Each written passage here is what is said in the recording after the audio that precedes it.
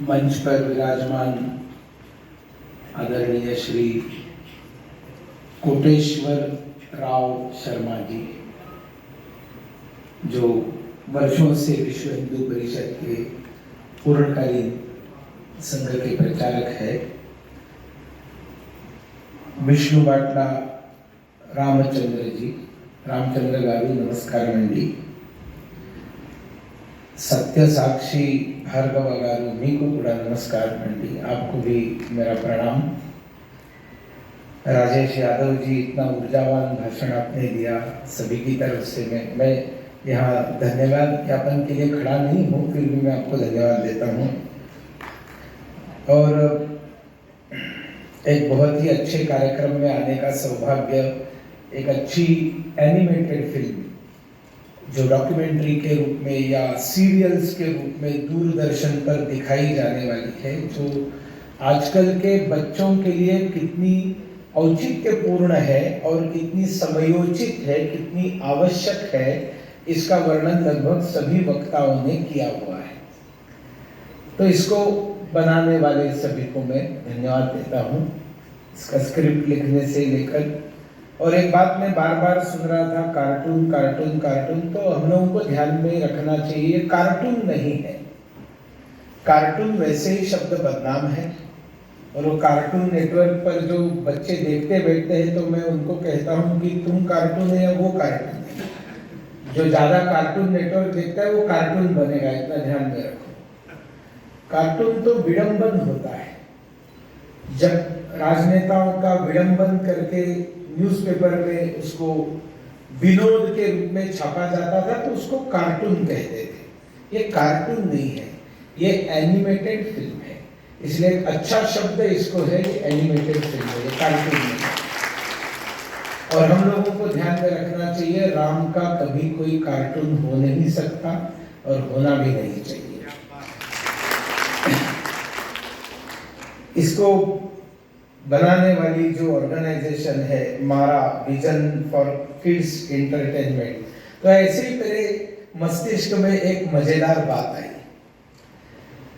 वाल्मीकि, ये आप सब लोग जानते होंगे, ये एक डकैत था, चोर था, और रास्ते में खड़ा रहता था जंगल में, और जो भी आने जाने वाले लोगों को वो लिटरली पैसा नहीं, कुछ धन न मिलने से मार डालता था। बचपन में सुना है, दादी माँ ने बताई हुई है कहानी।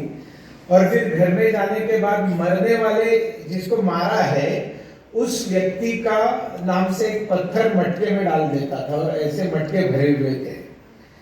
तो नारद, महर्षि नारद एक बार उसी रास्ते से आ रहे थे, तो उसको वाल्या बोलते थे, वाल्मीकि नहीं बोलते थे, वाल्या बोलते थे। वाल्या उसको भी लूटने के लिए महर्षि नारद के लिए सामने खड़ा रहा कि आप हमें कुछ दो, नहीं तो मैं मार डालूंगा आपको। तो फिर ये सारा संवाद हुआ, मारकर तुमको क्या मिलेगा? तो किसके लिए मारते हो? बोला मैं परिवार के लिए, घर वालों को खिलाने के लिए, बीवी बच्चों को खिलाने के लिए मुझे धन चाहिए, इसलिए मारता हूं। तो तुम तो पाप करते हो, तो तुम जाओ और अपने परिवार वालों को जाकर पूछो कि इस पाप के वो भागीदार बनने के लिए तैयार है क्या? तो वो वालिया घर चला जाता है और अपनी बीवी को, अपने बच्चों को, अपने माँ पिता सबको पूछता है कि मैं तो लोगों को मार कर ये चीजें लेकर आता हूँ, तो मैं पाप करता हूँ, तो इस पाप में क्या आप मेरे हिस्सेदार बनने के लिए तैयार हैं? तो घर वाले सभी बोलते हैं कि नहीं, हम तुम्हारे पाप में हिस्सेदार बनने के लिए तैयार नहीं है। तब वो वालिया की आंखें खुलती है और नारद मुनि के पास वापस आता है, बताया मैं बहुत बड़ी गलती करता था, अब मुझे कोई रास्ता दिखाइए कि मैं इन पापों से मुक्त हो जाऊंगा। तो महर्षि नारद कहते हैं कि अगर तुमको पापों से मुक्त होना है तो तुमको राम का नाम जपना चाहिए। तो उसको बताया कि ये राम का नाम कैसे जपना है। वो राम राम राम राम बोलना चाह रहा था, लेकिन वो बोल नहीं पा रहा था। तो वाल्मीकि ने उसको बताया, तुम तो बता रहे थे मैंने इसको मारा, मैंने उसको मारा, मैं उसको मारा, उसको मारा, तो मारा तो तुम बोल सकते हो ना, तो तुम मारा मारा मारा मारा बोलते जाओ, तो अपने आप को रामा रामा रामा रामा होता जाएगा। तो मारा प्रोडक्शंस ने इसको बनाना ये भी एक विचित्र अद्भुत सहयोग की और संयोग की बात है कि मारा नाम है, इसको उल्टा पढ़ेंगे तो रामा हो जाता है। इसलिए वो मारा भी जो है उनका भी मैं अभिनंदन करता हूँ। जरूरत क्या है रामायण की बच्चों के लिए? तो एक मजेदार किस्सा मैंने सुना था। स्कूल में इंस्पेक्टर ऑफ स्कूल आता है और जाकर जांच पड़ताल करता है कि स्कूल ठीक से चल रहा है कि नहीं। और फिर स्कूल ठीक से चल रहा है कि नहीं कैसे पता चलेगा? अगर बच्चों से बातचीत करेंगे, उनको कितना पढ़ा है तो पता चलता है। तो ऐसे ही एजुकेशन इंस्पेक्टर आया और एक विद्यालय में चला गया, एक स्कूल के कक्षा में चला गया और उसने एक सहज प्रश्न पूछा कि शिव धनुष्य किसने तोड़ा? अब ये शिव धनुष्य जो सीता माता के पिता के पास था शायद, तो वो उसको तोड़ा किसने? तो कोई जवाब देने के लिए तैयार नहीं, किसी को मालूम ही नहीं शिव धनुष्य क्या है और शिव धनुष्य किसने तोड़ा है, रामायण तो मालूम नहीं है। तो यूजुअली पहले लाइन में बैठे हुए जो रहते हैं वो थोड़े से स्मार्ट और ज्यादा पढ़ाकू लड़के होते हैं। मैं तो जिंदगी भर लास्ट बेंचर रहा हूं और उसकी बाद में सजा शायद है कि हमेशा मंच पर ही बैठने का मौका मिलता है, लास्ट बेंच में जगह नहीं मिलती। जाकर बैठता भी तो जबरदस्ती उठाकर आकर सामने बिठा दे, नहीं भाई साहब आपकी जगह यहाँ पर है। तो पहले बेंच पर बैठने वाले तो होशियार लड़के रहते। तो उस इंस्पेक्टर ऑफ स्कूल ने गुस्से से एक लड़के को पूछा, अरे क्या तुम लोग को मालूम नहीं है शिव धनुष्य किसने तोड़ा? तुम खड़े रहो और बोलो शिव धनुष्य किसने तोड़ा। इतना जोर से उसने डांट कर पूछा कि वो बच्चा, उसको तो जवाब मालूम नहीं है, वो एकदम गंभीर हो गया। पहले बेंच पे बैठने वाला था तो एकदम इमोशनल हो गया और रोने लगा, मैंने नहीं तोड़ा। अब शिव धनुष्य मैंने नहीं तोड़ा, उसको मालूम नहीं। तो फिर वो टीचर जो थी वो एकदम हड़कंप में आ गई और वो बोली कि सर सर सर ऐसा है, ये हमारे स्कूल का सबसे स्टूडियस बच्चा है और बहुत प्रामाणिक बच्चा है। ये अगर बता रहा है ना कि इसने नहीं तोड़ा तो सचमुच इसने नहीं तोड़ा होगा।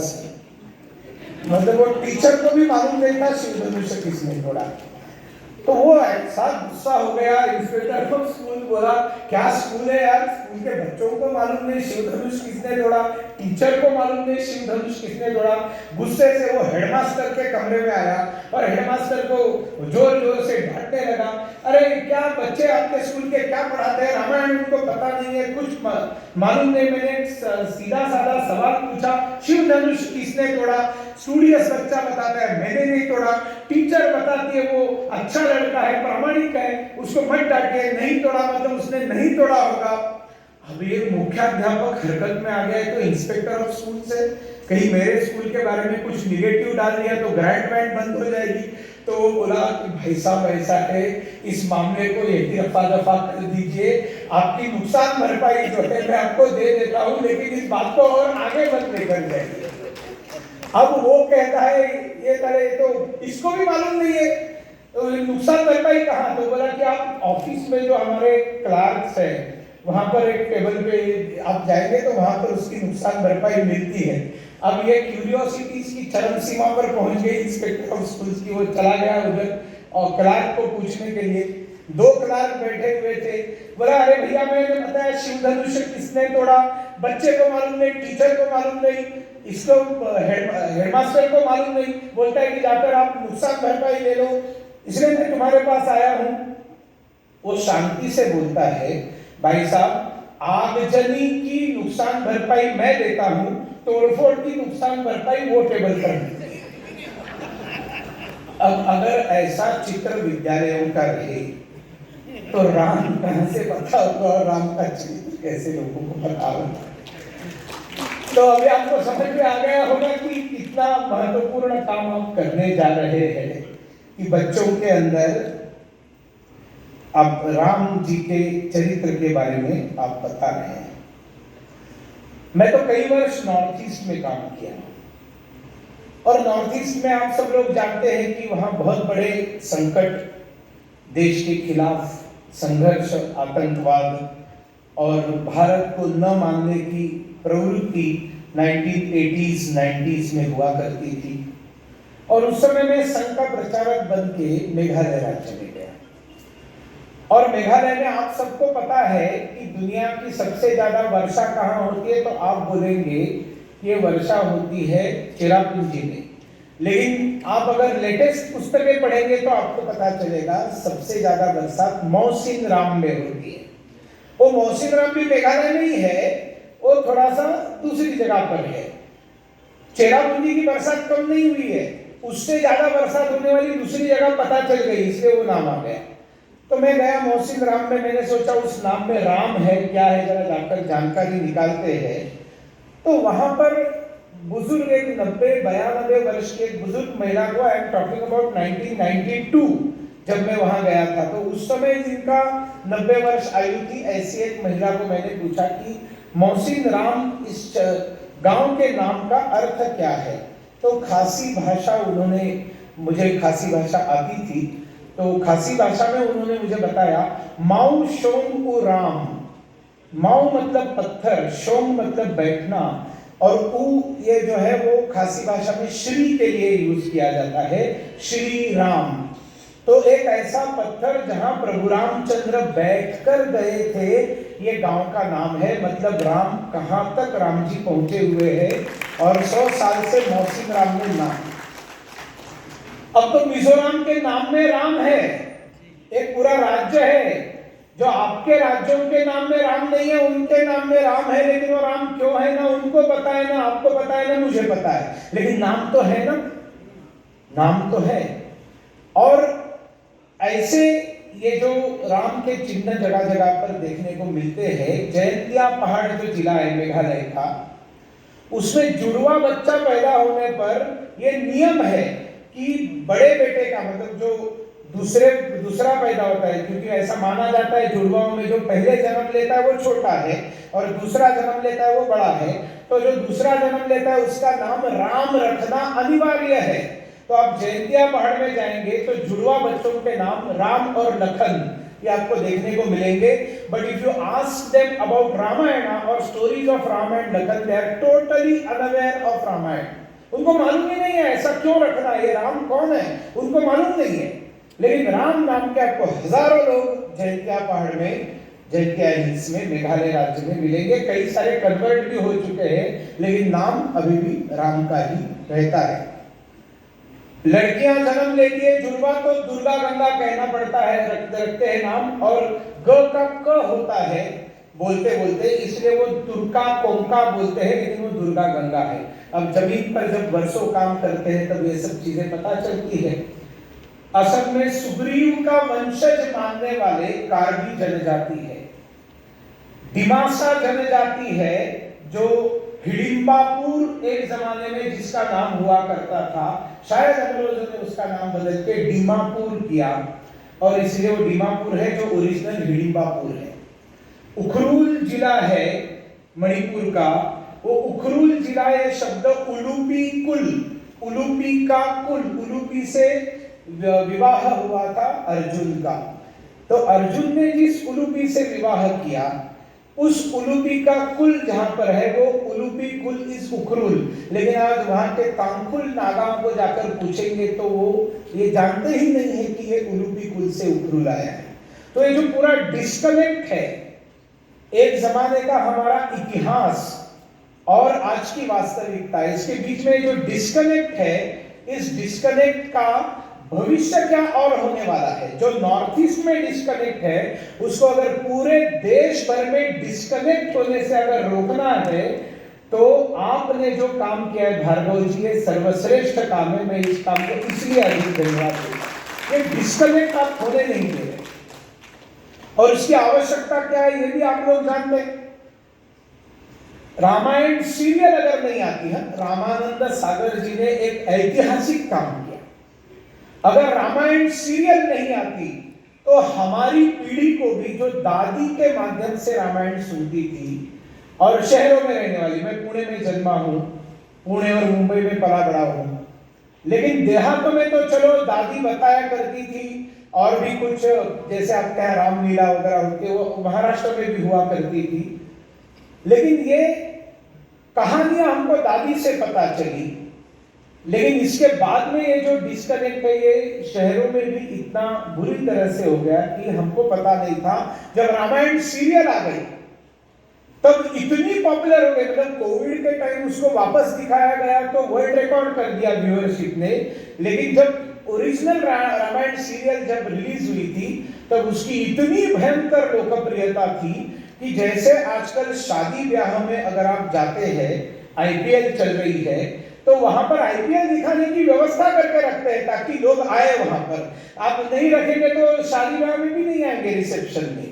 ऐसे कई जगह पर कोई इंडिया पाकिस्तान का मैच है तो एक जमाने में ऐसे नीचे छापकर इन्विटेशन पे लिखते थे कि वहां पर मैच दिखाने की व्यवस्था है, तो आइए। मैं आपको बताता हूं, जब रामायण सीरियल आई थी और महाराष्ट्रियन लोगों में विवाह सुबह के समय में होता है और वो मुहूर्त सुबह 10 बजे वगैरह, ऐसा रामायण तो सुबह 9 बजे आती थी, तो इन्विटेशंस के ऊपर लिखा रहता था रामायण दाखवण्याची व्यवस्था आहे, रामायण दिखाने की व्यवस्था है, तो लोग अटेंड करने आते थे। इतनी लोकप्रियता थी। भारत रत्न श्रद्धेय लालकृष्ण अडवाणी जी एक बार मुंबई से दिल्ली आ रहे थे राजधानी से, और राजधानी का तभी भी अराइवल टाइम सुबह 8:30 बजे का था। नई दिल्ली रेलवे स्टेशन पे अभी भी है, और वो राजधानी पहुंचेगी, उसके बाद में घर जाएंगे, 9 बजे रामायण देखना है। तो ट्रेन लेट होने लगी, कहीं मथुरा में जरा सिग्नल लग गया तो लोग सारे ट्रेन में ऐसे, उनका भी मोबाइल तो था नहीं, तब जान ऊपर नीचे होने लगी। रामायण बाद में देखने का, उसका वापस दिखाने का भी सिस्टम कुछ नहीं था कि बाद में रात को 10 बजे टेलीकास्ट किया जाएगा, ऐसा भी नहीं था। तो सब लोग ऊपर नीचे जान हो रही थी, तो अडवाणी जी ने सबको कहा आप शांत रहिए, चिंता मत कीजिए, मोटरमैन जो है वो राइट टाइम पहुंचा देगा क्योंकि उसको भी रामायण देखना है। तो ये जो बात है ये राम की लोकप्रियता है। राजनीतिक बात तो नहीं करनी चाहिए, करूंगा भी नहीं, लेकिन अगर आप एक लंबी लिस्ट निकालेंगे जिन्होंने राम मंदिर का विरोध किया ऐसे नेताओं का, आधे से अधिक नेताओं के खुद के नाम में राम था और वो राम मंदिर को विरोध कर रहे थे। चलिए ये तो राजनीति की बात हो गई, लेकिन बताने का मुद्दा ये है कि रामायण का चरित्र ये बहुत बड़ा संस्कार देने वाला चरित्र है। आज जिन समस्याओं से समाज जूझ रहा है उन समस्याओं के ऊपर अगर कोई उपाय है, सॉल्यूशन है, तो आपको राम के जीवन में सॉल्यूशन मिलेंगे।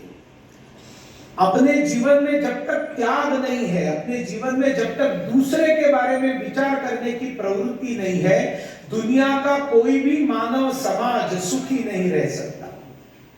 जब तक दूसरे के बारे में सोचना, सिर्फ खुद के बारे में सोचते जाएंगे तो ये दुनिया नष्ट निर्मूल हो जाएगी। दूसरे के बारे में सोचने का अगर संस्कार रहेगा और उससे व्यवहार रहेगा तो इसमें पूरी दुनिया की सुरक्षा की गारंटी है। आप उसको कह सकते हैं कि ये शाश्वत सत्य है।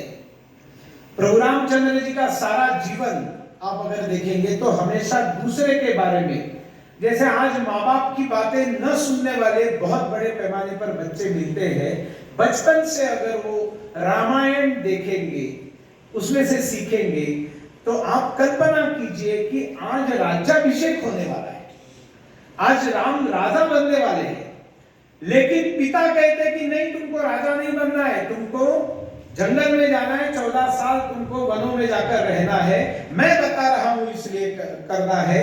और राम भगवान इसलिए कहे जाते हैं क्योंकि कुर्सी को ठुकराकर वो जंगलों में चले जाते हैं। व्यक्ति भगवान तब बनता है जब किसी चीज का त्याग करता है, तब तक वो भगवान बन नहीं सकता। बिना त्याग के कोई भगवान बनता नहीं। प्रभु रामचंद्र अपनी कुर्सी को छोड़कर चले गए थे वनों में। अभी कोई मुख्यमंत्री मान लो शपथ ग्रहण करने के लिए जाने वाला है और उसके पिता उसको फोन करके बताते हैं कि भैया तुम अभी मुख्यमंत्री मत बनो, मेरी आज्ञा है कि तुम जाकर कल्याण आश्रम के माध्यम से जनजातियों की सेवा करने के लिए जाओ। तो उस व्यक्ति का जवाब क्या होगा आप समझ सकते हैं। बच्चों को शिक्षा त्याग की मिलनी चाहिए। ये प्रभु रामचंद्र जी त्याग का सर्वोत्तम उदाहरण और क्या हो सकता है कि सोने की लंका जीत ली। He was the winner. सारा जीवन वो आराम से वहां पर सोने की लंका के राजा बनकर रह सकते थे। बंधु लक्ष्मण ने कहा भी कि भैया अभी क्या जरूरत है उस अयोध्या से जहां से अपमानित करके हमको निकल के आना पड़ा, क्यों रहना है वहां पर, ये सोने की लंका है, अब तुम स्वामी हो इसके। तब प्रभु रामचंद्र कहते हैं अपि स्वर्णमयी लंका नमे लक्ष्मण रोचते जननी जन्मभूमिष्ठ स्वर्गादपि गरीयसी। भले सोने की है लंका, संस्कृत है, कुछ लोगों को समझ में आया, बच्चों को नहीं समझ में आया, क्योंकि सालों से हमारे देश के बुद्धिजीवी तथाकथित बुद्धिजीवियों ने कहा संस्कृत इज डेड लैंग्वेज। अभी उस संस्कृत में क्या प्राण है वो आने वाले 50 वर्ष में ध्यान में आइएगा। मैं गारंटेडली कहता हूं 50 साल बाद का जो भारत रहेगा, विकसित भारत के बाद में का जो भारत रहेगा, उसमें संस्कृत को जो राजाश्रय मिलेगा वो पूरी दुनिया में छा जाएगा। मैं एकदम गारंटेडली बताता हूं। कोई आप टैलेंट को आप नाकार सकते ही नहीं है। व्याकरण में कोई भी गलती नहीं है, ऐसी एकमात्र भाषा दुनिया में संस्कृत है। व्याकरण में कोई गलती नहीं है। आप किसी भी वाक्य को उल्टा पढ़ेंगे, सुल्टा पढ़ेंगे, बीच में से शब्द निकालकर आगे पीछे करके रखेंगे और पढ़ेंगे, अर्थ नहीं बदलता, अर्थ का अनर्थ नहीं होता तो संस्कृत में नहीं होता। कई सारी बातें कंप्यूटर के लिए भी कहा जाता है कि सर्वोत्तम भाषा संस्कृत है। जर्मनी समझ गया, भारत नहीं समझ पाया। ये अपि स्वर्णमयी लंका, भले लंका बहुत सोने की है, नमे लक्ष्मण रोचते, लक्ष्मण मुझे अच्छी नहीं लगती है, जननी और जन्मभूमि, मेरी मां और मेरी मातृभूमि, ये दोनों मुझे स्वर्ग से भी प्यारी है। स्वर्गादपि गरीयसी। क्या ये सीख नहीं है बच्चों के लिए? और ऐसी सीख अगर बच्चों में जानी चाहिए तो कई सारी चीजें रामायण की, वो सारी चीजें मैं आपको नहीं बताऊंगा क्योंकि फिर पूरा राम का चरित्र हमको बताना पड़ेगा। मेरी दृष्टि से विकसित भारत का अगर फाउंडेशन, आपने बताया कि 15 साल के बच्चे जो है इनकी 30-40 करोड़ आबादी है, तो विकसित भारत का लक्ष्य प्रधानमंत्री जी ने दिया है वो 2047 का है, मतलब अभी से 25 साल, लगभग 25 वर्ष।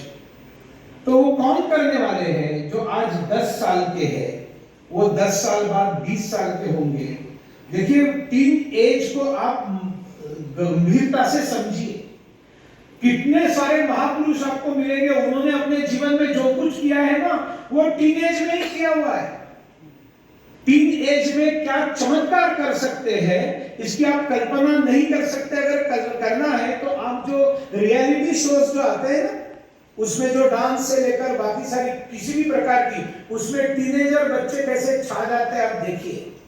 क्योंकि टीन एज में बहुत कुछ किया जाता है। संत ज्ञानेश्वर जब ज्ञानेश्वरी बताते हैं, पहला भारतीय किसी भाषा में अनुवाद भगवत गीता का जो संस्कृत में थी, पहला अनुवाद अगर किसी ने किया है तो संत ज्ञानेश्वर जी ने किया है। आयु थी 14 वर्ष की।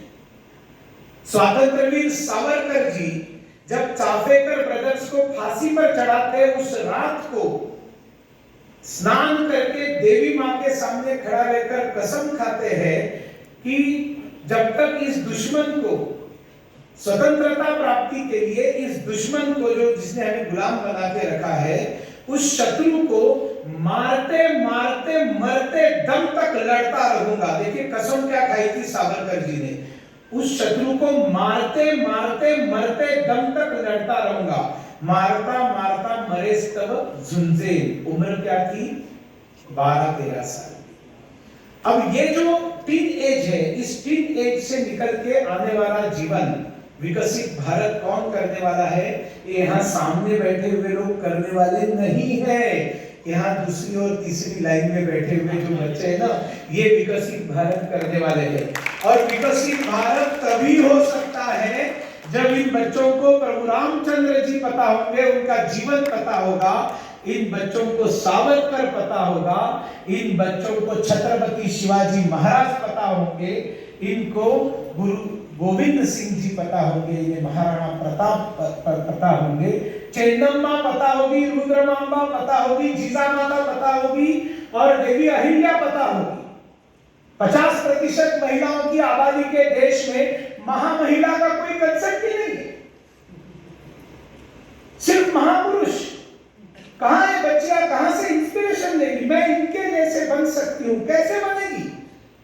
शिवाजी महाराज को देखें, भले प्रभु रामचंद्र जी को देखेंगे, इनके जैसे मैं बन सकती हूँ ये भावना नहीं आ सकती। वो सोचेंगे ये पुरुष है, मैं स्त्री। इसलिए भार्गव जी हाथ जोड़कर विनती, सेम सीरियल सीता माता की भी बनाइए। जब तक सीता आती नहीं है समाज के सामने, भारत विकसित बनने वाला नहीं है। इतना महान त्याग करने वाले, और उनके बारे में जितने पाखंड फैलाए सीता माता के बारे में कि राम ने उनको निकाल डाला, राम ने निकाल नहीं डाला, दोनों का कंबाइंड डिसीजन था, दोनों का मिलकर निर्णय था। क्योंकि जनता को अच्छा संदेश देने के लिए, जनता के सामने, क्योंकि सबकी जिम्मेवारी एक जैसी नहीं है। राजा की जिम्मेवारी राजा की जिम्मेवारी है, रानी की जिम्मेवारी रानी की जिम्मेवारी है। और जिस तरह से उसको लज्जा जैसे थर्ड ग्रेड फिल्म के अंदर पोर्ट्रे करके दिखाया है और उसमें जैसे नैरेटिव्स सामने रखे हैं, प्रभु रामचंद्र जी ने दूसरा विवाह नहीं किया है। सारा जीवन वो रोते रहे हैं, अकेलापन में घुटते रहे हैं। जब सीता माता का उन्होंने त्याग किया है, उन्होंने निकाला नहीं है घर से। लेकिन ये सारे नैरेटिव्स जो वामपंथियों ने इस देश के अंदर जहर बनकर फैलाए हैं, उसको अगर निकालना है, उसका अगर पेस्ट कंट्रोल करना है, तो प्रभु रामचंद्र जी का एनिमेशन, माता सीता का भी एनिमेशन होना चाहिए और भरमार होनी चाहिए। तब जाकर ये देश विकसित भारत होगा, नहीं तो नहीं होगा। ये भी हम लोगों को ध्यान में रखना चाहिए। और आपने तो एनिमेशन की फिल्म बनाई, बहुत अच्छा किया, लेकिन ये जमाना एनिमेशन फिल्म या सीरियल का नहीं है, रील्स का जमाना है। रील्स का पेशेंस खत्म हो गया है। आधा घंटा कोई बैठेगा, संभावना कम, वो आधा घंटे में 50 बार मोबाइल में देखेंगे। अभी मैं यहाँ भाषण कर रहा हूँ, 50% लोग जो है इसके बाद में जिसको मिलना है उसको लोकेशन भेज रहे हैं। ये वास्तविकता है, इसको हमने समझना चाहिए, उसको एक्सेप्ट करके आगे चलना चाहिए। और इसलिए कम से कम समय के अंदर अधिक से अधिक मैसेज भविष्य में सोशल मीडिया और रील्स, इंस्टाग्राम, इन सब चीजों के माध्यम से जितना चाहिए। सब सजग नागरिक बुद्धिजीवी यहाँ पर है, हम सब लोगों ने इन सब चीजों के बारे में गंभीरता से विचार करना चाहिए और आने वाला जो भारत का भविष्य है उसको राममय बनाना है, उसको राम राज्य बनाना है। तो राम को सीता माता के साथ मिलकर हमें सारे भारत को ही नहीं, सारे दुनिया को बताना पड़ेगा। मुझे बहुत अच्छा लगा, ये बनाने का काम भी एक श्री राम के माध्यम से हुआ, श्री राम जोशी, और इनको जो है लंदन केंद्र से आशीर्वाद देने का काम दूसरे एक श्री राम ने किया, वो श्री राम वैद्य जी, बराबर है ना, विश्व विभाग के संघ के प्रचारक। और मुझे खबर ये मिली कि अभी इसको स्पेनिश भाषा में अनुवादित किया जा रहा है। दुनिया की हर भाषा में इसका अनुवाद होना चाहिए, सिर्फ राम का नहीं, सीता राम का होना चाहिए। सीता राम, मैं सीताराम येचुरी की बात नहीं कर रहा हूं। हमारे देश में सीता पहले है, राम बाद में है। हमारे देश में राधा पहले है, श्याम बाद में है। हमारे देश में लक्ष्मी पहली है, नारायण बाद में है। हमारे देश में जानकी पहले है, वल्लभ बाद में है। और इसलिए ये देवियों का, महिलाओं का महात्म्य समझकर सीता राम और महापुरुष और महामहिलाओं की सीरियल्स, एनिमेटेड सुंदर सीरियल्स और धीरे धीरे छोटे छोटे रील्स बनाकर अगले आने वाली पीढ़ी को हम जागरूक करें। इन्हीं शुभकामनाओं के साथ बहुत बहुत धन्यवाद और आप सभी को जय श्री राम, सीता माता की धन्यवाद। एक बार जोर से तालियां। जब तक सुनील जी बैठे